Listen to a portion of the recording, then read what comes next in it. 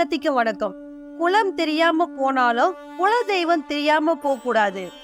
குருவை மறந்தாலும் குல தெய்வத்தை மறக்க கூடாதுன்னு சொல்லுவாங்க. பெத்தவங்க எப்படி குழந்தைய தன் கண்குள்ள வச்சு பாத்துக்கிறாங்களோ அப்படிதான் குல தெய்வமும் தன்னோட வம்ச மக்களை காத்து ரட்சிக்கிறாங்க. நாள் செய்யாதத கோல் செய்யும், கோல் செய்யாதத கூட குலதெய்வம் செய்யும் சொல்லுவாங்க. நடத்தி வைக்க முடியாத காரியத்தை கூட குலதெய்வம் சக்தியால நமக்கு நடத்தி வைப்பாங்க.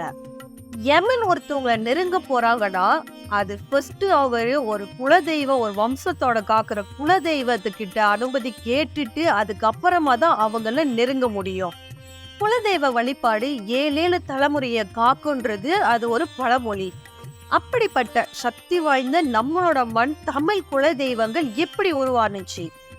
முன்னீஸ்வரன், கருப்புசாமி, பீச்சியம்மன், பச்சையம்மன், காத்தவராயன், மதுரை வீரன், சுடலை மடன் இவங்களோட வரலாறு எப்படி உருவானாங்க அப்படின்ற விஷயத்த இந்த வீடியோல நம்ம பார்க்க போறோம். இந்த வீடியோவை ஃபுல்லா பார்த்துட்டு உங்களோட குல தெய்வத்தோட வரலாறை பத்தி நீங்க தெரிஞ்சுக்கோங்க. முன்னீஸ்வரோட வழிபாடு 300 வருடங்களாக கிராமத்திலிருந்தும் நகரத்தில் இருக்கிற மக்களும் அவங்களோட குலதெய்வமா வழிபட்டு வந்துட்டு இருக்காங்க. ஒரு கிராமத்தை ஒரு தனி சக்தியா எதிரிங்க கிட்ட இருந்தோம், கொள்ளையர்கள் கிட்ட இருந்தோம் தன்னோட ஊரை தனி ஒரு ஆளா காத்துக்கிட்டு வந்தாரு. அப்படிப்பட்ட முனீஸ்வரன் எப்படி உருவானாரு, யாரோட அவதாரம் அப்படின்னு சொல்லி பார்க்கலாம். தட்சன் நடத்திய யாகத்துல சதி உயிரை விட்டத அதை தாங்கிக்க முடியாத சிவன் அவரோட வீரபத்ரன்னு ஒரு அவதாரத்தை உருவாக்கி யாக குண்டத்தையும் தட்சனையும் அழிச்சாரு அப்படின்றதான் நம்ம கேள்விப்பட்டிருக்கோம். சிவன் அந்த வீரபத்ரன் கோபம், அவர் பயங்கரமான கோபம் வரல, அவர்கிட்டேருந்து மக்களையும் தேவர்களையும் காப்பாத்துறதுக்கு அவரோட நெத்திலேருந்து ஒருவரை உருவாக்கியிருக்காரு. அவர் பேரு தான் முனி. ஈஸ்வர பட்டம் இது வரைக்கும் 3 பேத்துக்கு தான் கிடைச்சிருக்கு. ஃபர்ஸ்ட் சிவபெருமான், அவருக்கு அடுத்து யாருன்னு பாத்தீங்கன்னா சனீஸ்வர பகவான், அவருக்கு அடுத்து யாரு பாத்தீங்கன்னா முனி என்கிற முனீஸ்வரர். சிவன் அம்சத்துல உருவான முனீஸ்வரர் 7 உருவங்களை எடுத்திருக்காரு. இப்போ அந்த சப்த முனிகள் யார் யாருன்னு தெரிஞ்சுக்கலாம். சப்த கன்னிகள் மாதிரியே சப்த முனிவர்களையும் நம்மளோட முன்னோர்கள் வணங்கிட்டு வந்திருக்காங்க. சன்னியாசி முனி எல்லா முனிவர்களையும் குள்ளமாக இருக்கிறதா இந்த சன்னியாசி முனி. இவரு புலித்தோல் மேல அமர்ந்திருப்பாரு. இவரோட காவலுக்கு ஒரு நாய் இருக்கும். அடுத்ததா லாட முனி. பல காலத்துல லாட தேசம்னு ஒரு நகரம் இருந்துச்சா, அந்த தேசத்தை ஒரு முனி காத்ததுனால லாட முனின்னு சொல்றாங்க. இந்த லாட முனிய லாட சன்னியாசி முனின்னு சொல்லுவாங்க. விஷ்ணுவோட 4வது அம்சமான நரசிம்ம அவதாரத்தை தான் இவரை தான் நம்ம சிங்கமுனின்னு சொல்றோம். இந்த சிங்கமுனி கையில வாளும் கேடயமும் இருக்கும். நரசிம்மர் மாதிரியே ஆக்ரோஷமா சிங்கம் மாதிரி இருப்பாரு. இவரை வழிபட்டா பில்லி சூனியம் ஏவல் துஷ்ட சக்திகள் எல்லாம் விலகும்னு சொல்லப்படுது. அடுத்து பாத்தீங்கன்னா முத்துமுனி. பிரம்மனோட அவதாரத்துல முத்து மாலையை போட்டுக்கிட்டு வெள்ளையா இருந்து காட்சி கொடுக்கவர் தான் முத்துமுனி. அநியாயம் செய்ய சத்திரிகள் அழிச்ச பரசுராமரோட சக்திகள் சேர்ந்த இந்த முத்துமுனி, இவருக்கு செட்டி முனின்ற இன்னொரு பேரும் இருக்கு. அடுத்து பாத்தீங்கன்னா நாதமுனி. இந்த நாதமுனிக்கு விலங்கு போட்டு வச்சிருப்பாங்களா, அது எதுனாலனா நாரதோட கழகம் நன்மையாதான் முடியும்னு சொல்லுவாங்க. பூமியில எந்த ஒரு கழகமும் நடக்க கூடாதுன்றதுக்காக இந்த நாதமுனி விலங்கோட காட்சி கொடுப்பாரா. இவருக்கு பூவிலங்கு முனின்னு இன்னொரு பேரும் இருக்கு. அடுத்து ஜடாமுனி. சிவனோட எல்லா அம்சமும் பொருந்த இந்த ஜடாமுனிக்கு சிவனையே வீழ்த்துற அளவுக்கு இவருக்கு சக்தி இருக்குமா. இந்த ஜடாமுனி சுடுகாட்டுல எறிகிற அந்த சாம்பல் எல்லாம் இவர் உடம்புல பூசிக்கிட்டு சிவன் போலவே கழுத்துல பாம்போட அகோர காட்சி கொடுப்பவர் இவர். ஜடாமுனிக்கு யமனையே வீழ்த்துற அளவுக்கு சக்தி இருக்குமா. எல்லா தெய்வத்தையும் கட்டுப்படுத்தக்கூடிய சக்தி இந்த ஜடாமுனிக்கு இருக்கும்.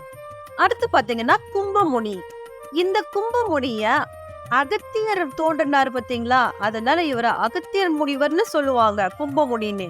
உருவத்துல இவர் குள்ளமா இருக்கிறதுனால இவருக்கு முனி ரத்தினம்னு இன்னொரு பேர் இருக்குன்னு சொல்லியிருக்காங்க. சுடலை மாடன். பார்வதிக்கு எப்படி இன்னொரு மகனா பிறந்தாரு, சிவனுக்கு மகனா பிறந்து இவர் ஏன் சுடுகாட்டுல பிணங்களை சாப்பிடுறாரு. சுடலைமுனி என்னென்ன செஞ்சிருக்காரு அவரோட வரலாற்றை தான் இந்த வீடியோல பார்க்க போறோம். இப்ப இவரோட பிறப்பை பத்தி 2 விதமான கதைகள் சொல்றாங்க. ஒரு கதையில பார்வதி தன்னோட மகன்கள் அவங்கள விட்டு விலகுனதோட தனக்கு இன்னொரு மகன் வேணும்னு ஈசன் கிட்ட தவம் இருந்து 1000 தூண் கொண்ட தூண் விளக்கின் சுடலொழியில பிறந்தவர் தான் இவரை சுடலைமாலன்னு சொல்றாங்க. இன்னொரு கதை என்னன்னா, உலகத்தில் உள்ள எல்லா ஜீவராசிகளுக்கும் அவங்களோட கர்ம பலன்படி உணவளிக்கிறது சிவபெருமான். ஒரு நாள் சிவபெருமான் பூலோகத்துல போயிட்டு நான் உணவளிக்க போறேன்னு பார்வதி தேவிகிட்ட சொல்லிட்டு புறப்படுறாரு. ஒரு ஈ, எறும்பு, யானை எல்லா ஜீவராசிகளுக்கும் எப்படி சிவன் ஒருத்தரனால உணவு அடைக்க முடியுதுன்னு நம்ம பார்வதிக்கு ஒரு டவுட்டு. சிவனை சோதிக்க நினைச்ச பார்வதி ஒரு எறும்பை புடிச்சு காத்து கூட நுழைய முடியாத ஒரு குமிழ்ல போட்டு அடக்கி வச்சிடுறாங்க. சிவன் கைலாயத்துக்கு வந்ததும் அவங்களுக்கு செய்ய வேண்டிய பணிவடைகள் எல்லாம் செஞ்சுட்டு சிவன் கிட்ட கேள்வி கேட்க ஆரம்பிக்கிறாங்க. அதை எப்படி எல்லா ஜீவராசிகளுக்கும் உங்களால சாப்பாடு கொடுக்க முடியுது, ஒரு ஜீவராசி கூட கொடுக்காம இல்லையா அப்படின்னு சொல்லி கேக்குறாங்க. பிறப்பப்படி ஒவ்வொரு ஜீவராசிக்கும் எவ்வளவு உணவு கொடுக்க முடியுமோ அந்த உணவை நான் கொடுத்துருக்கேன், எந்த ஒரு உயிரினமும் விடுபடல அப்படின்னு சொல்லி சிவபெருமான் சொல்றாரு. நீங்க ஒரு ஜீவராசிக்கு உணவு அளிக்கலன்னு சொல்லி குமிழ திறந்து அந்த எறும்பு எடுத்து காட்டுறாங்க. அந்த எறும்போட வாயிலும் ஒரு அரிசி பருக்க இருந்திருக்கு. ஈசனையே நம்ம சோதிச்சுட்டுமே அப்படின்னு சொல்லி அவங்க செஞ்ச தப்ப உணர்ந்து ஈசன் கிட்ட மன்னிப்பு கேக்குறாங்க. கடும் கோவத்துல இருந்த சிவன் பார்வதிக்கு சாபம் கொடுக்கறாரு. என்னையே சோதிச்சு பாக்குறல, நீ காட்டு பேச்சியா போயிருவ, சாதாரண பேச்சா இல்லாம நீ சுடுகாட்டுல பயங்கரமான பேச்சியா ஆயிருவ அப்படின்னு சொல்லி சாபத்தை கொடுக்கறாரு. பார்வதியும் அழுந்து தீர்த்துட்டு எனக்கு இந்த சாபம் எப்ப தீரும் அப்படின்னு சொல்லி கேக்குறாங்க. நீ சுடுகாட்டுல இருந்து என்ன நினைச்சு நீ தவம் இருந்து அதுக்கப்புறம் நீ ஒரு குழந்தைய பெத்து எடுத்து அதுக்கப்புறம் நீ அந்த குழந்தையோட நீ இங்க வரலாம் அப்படின்னு சொல்லி சாப விமோச்சனம் கொடுக்கறாரு. சிவனோட கோவத்துக்கு ஆளாகி பூலோகத்துக்கு வந்த நம்மளோட பார்வதி ஐம்புலங்களை அடக்கி ஈசனை நோக்கி தவம் எடுக்கிறாங்க. அப்போ சிவபெருமான் தோணி உங்களுக்கு என்ன வர வேணும் அப்படின்னு சொல்லி கேக்குறாரு. பார்வதி எனக்கு ஒரு குழந்தை வேணும் அப்படின்னு சொல்லி கேக்குறாங்க. இந்த சுடுகாட்டுல எரிஞ்சுக்கிட்டு இருக்கிற இந்த நெருப்புக்கு முன்னுக்கு நீங்க உங்க உண்டானிய வச்சு கையேந்தி நீங்க குழந்தை பாக்கி கேட்டீங்கன்னா என்ன நினைச்சு அது உங்களுக்கு கிடைக்கும் அப்படின்னு சொல்லி சிவபெருமான் சொல்றாரு. பார்வதி தேவியும் அப்படியே செய்யறாங்க. அந்த எரியிற அந்த நெருப்புல இருந்து முத்துக்களா விழுகிறத எல்லாத்தையும் ஒன்னா சேர்ந்து ஒரு குழந்தையா உருவாக்கலாம்னு நினைக்கிறாங்க. ஆனா சதை பிண்டத்துக்கு உயிர் தான் இருக்கு, ஆனா உருவம் இல்ல, எந்த உறுப்புகளும் இல்ல. சோ அந்த பிண்டத்தை பார்த்து பார்வதி அழுகுறாங்க. பிள்ளை வரம் கேட்டு எனக்கு இப்படி ஒரு உண்டத்தை கொடுத்துட்டீங்கன்னு அப்படின்னு சொல்லி இதெல்லாம் நியாயமான்னு சொல்லி கேக்குறாங்க. ஈசன் அவரோட அருளால அந்த பிண்டத்திலிருந்து ஒரு அழகான ஆண் குழந்தைய உருவாக்குவாரு. மயானத்துல இவர் உருவானதுனால சுடலை மாடன்னு இவருக்கு பேர் வைக்கிறாங்க. அழகான ஆண் குழந்தைய பார்த்து சந்தோஷப்பட்ட பார்வதி மயானத்திலே அந்த குழந்தைக்கு அமுதம் ஊட்டி அந்த குழந்தைய எடுத்துக்கிட்டு கைலாயத்துக்கு போறாங்க. கைலாயத்துக்கு வந்த அந்த சுடலோட வளர்ச்சி ஒவ்வொரு நாளும் அதிகமாகிக்கிட்டே போயிருக்கு. பார்வதி குழந்தைக்கு அமுதம் ஊட்டி அப்பதான் தூங்க வச்சுட்டு போறாங்க. அப்பயும் சுடலைக்கு பசி அடங்கவே இல்லை. அந்த அம்மானால நம்மளோட பசியை தீர்க்க முடியாது. சோ என்ன பண்ணலான்னு இவர் யோசிச்சுட்டு இருந்திருக்காரு. சுடுகாட்டுல பிணம் எறிகிற வாடை இவருக்கு வந்திருக்கு. இருட்டு நேரத்துல இவரு எல்லாரும் தூங்குனதுக்கு அப்ப இவர் அந்த மயான இடத்துக்கு போயிட்டு அங்க எரியிற புணங்களை தேவையான அளவுக்கு இவர் சாப்பிட்டு அங்க இருக்கிற பேய்களுக்கும் இவர் கொடுத்துட்டு அவங்க கூட பேசிட்டு யாருக்கும் தெரியாத போல நல்ல பிள்ளை மாதிரி இவர் வீட்டுல வந்து படுத்து தூங்கிடுவாராம். பொழுது விடிஞ்சதும் பார்வதி சுடலைய போய் பாக்குறாங்க. வாயில ஒரே ரத்தமும் பிண வாடையும் அவர்கிட்ட இருந்து வீசிருக்கு. பார்வதி தேவி பயந்து போயிட்டு சிவன் கிட்ட இந்த விஷயத்த போய் சொல்றாங்க. குழந்தை வரம் கேட்ட என்கிட்ட நீங்க பேய கொடுத்துட்டீங்களே அப்படின்னு சொல்லி இவங்க அழுகுறாங்க. பிணத்தை திங்கிற இந்த குழந்தை கைலாயத்துக்கு சரிப்பட மாட்டா, அவனை நம்ம பூலோகத்துக்கு அனுப்பிடலாம் அப்படின்னு சொல்லி முடிவெடுக்கிறாங்க. சிவன் செய்யற ஒவ்வொரு காரியத்திலயும் ஒரு காரணம் இருக்கும்ன்றத பார்வதி தேவி புரிஞ்சுக்கல.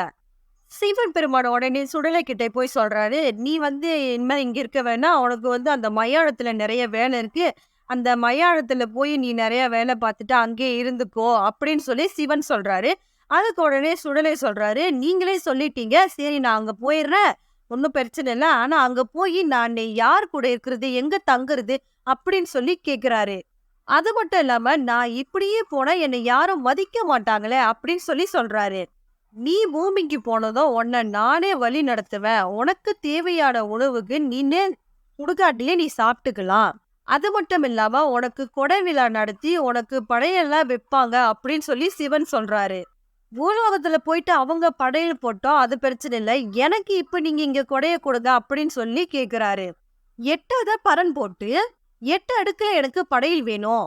ஒரு படல்ல புழுங்கல் அரிசியும், இன்னொரு படல்ல ஆடும், இன்னொரு பரண் ஃபுல்லா எருமைகளும், இன்னொரு பரன்ல பன்றிகளையும் எனக்கு உயிர் பலி வேணும் அப்படின்னு சொல்லி கேக்குறாரு. இத கேட்டதும் கைலாயமே அதிர்ச்சியாகி, இந்த சைவ கோட்டை கைலாயத்துல அசைவமா? அதுவும் ஈசன் கிட்ட இப்படி கேட்டுட்டானே அப்படின்னு சொல்லி தேவர்கள் எல்லாம் ஷாக் ஆகி நிக்கிறாங்க. பார்வதி தேவி அதிர்ச்சியில உறைஞ்சு போய் நிக்கிறாங்க. சிவனும் வேற வழி இல்லாம அவரு கேட்ட எல்லாத்தையுமே பலி கொடுத்து அவருக்கு படையல் போடுறாரு. அந்த படையில சாப்பிட்டு முடிச்சிட்டு சுடலை கிளம்பிடுவாருன்னு பார்த்தா, இந்த வீடியோவை நம்ம பார்ட் 2ல கண்டினியூ பண்ணி பார்க்கலாம். ஏன்னா ஆல்ரெடி வீடியோ ரொம்ப நீட்டா போயிடுச்சு. அதுக்கப்புறம் உடனே எல்லாம் திட்ட ஆரம்பிச்சுங்க. ரொம்ப நேரம் அழுத்துக்கிட்டு இருக்கு பாரு அப்படின்ட்டு. ஸோ அதனால இந்த வீடியோவை நான் இங்க கட் பண்ணிட்டு பார்ட் 2ல உங்களுக்கு ஸ்டார்ட் பண்றேன். ஸோ யாரும் கடுப்பாயிராதீங்க. பார்ட் 2வ மறக்காம பாருங்க. அப்பதான் நம்ம இந்த குலதெய்வத்தோட எல்லாத்தோட வரலாறு பத்தியும் நம்ம தெரிஞ்சுக்க முடியும். ஸோ இது வரைக்கும் யாரெல்லாம் என் சேனல் சப்ஸ்கிரைப் பண்ணிக்க உங்க எல்லாத்துக்குமே ரொம்ப ரொம்ப ரொம்ப நன்றி. அப்போ சப்ஸ்கிரைப் பண்ணாமே பார்த்துட்டு இருக்கீங்களா, மறக்காம சப்ஸ்கிரைப் பட்டனை போட்டுருங்க. அடுத்த வீடியோல உங்களை பார்க்குறேன். பாய்.